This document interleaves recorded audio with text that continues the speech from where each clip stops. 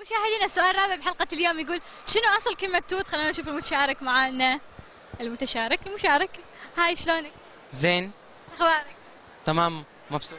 مبسوط؟ ايه إن شاء الله دوم. انت ايش فخدك؟ انا من الكويت، انا كويتي. والنعم. إنزين أكيد كويتي. ايه اكيد. شو اسمك؟ محمد مقبول. على شحم. محمد؟ مقبول محمد افزل.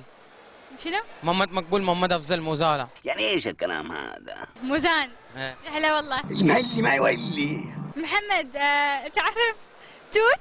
What is that? Para kapo tayo papatira matilip si Fia betabat siyang faga. توت. What's the meaning of fruit? توت ستروبري. Strawberry.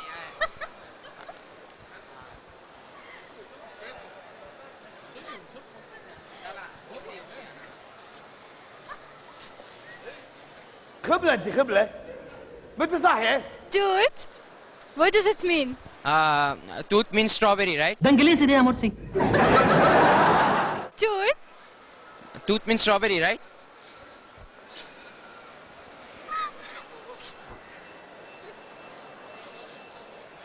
أنا في حاجة غلط ولا إيه؟ إنزين ما يعرف.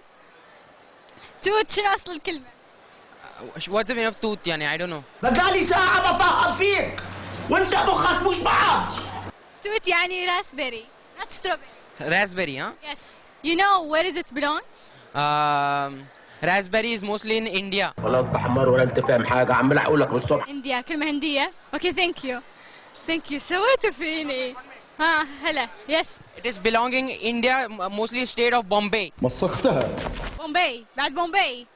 يعني هو مو بس بالهند بومباي. Okay thank you brother محمد. بومباي لا وأنا أقول ستروبري.